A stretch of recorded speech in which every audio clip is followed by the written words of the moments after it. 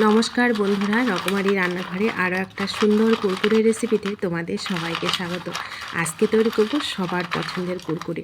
এই কুরকুরেটা পছন্দ করবে না এরকম কেউ নেই, আর বানাতেও পারবে না এরকমও কাউকে পাওয়া যাবে না। এতটা মজাদার কুরকুরেগুলো মাত্র ঘরে থাকা একটা উপকরণ দিয়ে, যেই উপকরণটা আমাদের ঘরে সব সময় থাকে, সেই উপকরণটা দিয়ে এই সুন্দর কুরকুরেগুলো মাত্র হাতে 5 মিনিট সময় থাকলে তোমরা বানিয়ে নিতে পারবে। সেটাই আজকে তোমাদের সঙ্গে শেয়ার করব।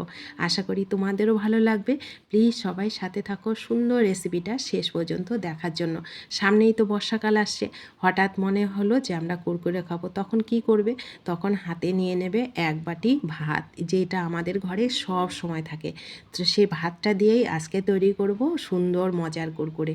এই ভাতটা কিন্তু আমাদের ঘরে থাকে না এরকম কখনো, যে কোনো বেলাতে আমরা ভাত রান্না করলে হাঁড়িতে কিন্তু কিছুটা হলেও ভাত থেকে যায়।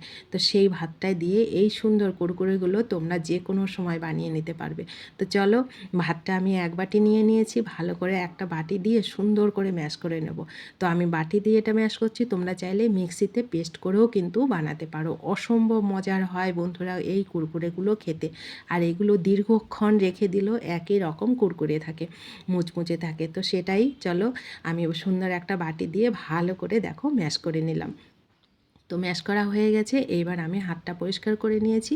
এখানে সামান্য একটু কালারের জন্য হলুদ দিলাম, আর দিলাম এর মধ্যে চাট মশলা, একটু ম্যাগি মশলা দিলাম, লঙ্কার গুঁড়ো দিলাম, আর 2 থেকে 3 চামচ কর্নফ্লাওয়ার এখানে দিয়েছি। তো পরিমাণ মতো লবণ দিয়ে ভালো করে মেখে নেব। তো এখানে আমি কর্নফ্লাওয়ার দিয়েছি, তোমাদের হাতের কাছে যদি কর্নফ্লাওয়ার না থাকে তোমরা আটা ময়দা যে কিছু দিতে পারো, আর সেটাও যদি না থাকে শুধু ভাত দিয়েও কিন্তু এই কুরকুরেটা তোমরা তৈরি করতে পারবে, কোনো রকম অসুবিধা হবে না। তো ভালো করে মাখা হয়ে গেল। এইবার আমি কুরকুরের মতন এগুলোকে শেপ দিয়ে নেব। আমি একটু কিন্তু বড় বড় করছি, মানে বড় বড় করে করছি, তোমরা চাইলে আরও ছোট করে নিতে পারো। তো দেখো, আমি প্রথমে এরকম গোল করে নেবে, তারপরে ব্যাস হাতের মধ্যে একটু তেল মেখে নিলে কিন্তু আর হাতে লেগে যায় না। ভালো করে মাখার পরে খুব সুন্দর হাতের মধ্যে হাতটা ধুয়ে তেল মেখে নিলে এই সুন্দর কুরকুরেগুলো দেখো কত সুন্দর ইজিভাবে তৈরি হয়ে যাচ্ছে। তো একইভাবে দেখো আমি সবগুলোকে তৈরি করে নিলাম। তো আমি হাফটা প্রথমে তৈরি করেছি, এগুলো ভাজতে ভাজতে বাকিগুলোও রেডি হয়ে যাবে। তো এইবার এগুলোকে ভেজে নেব। উনানে কড়াই বসিয়ে দিয়েছি, তেলটাও গরম হয়ে গেছে।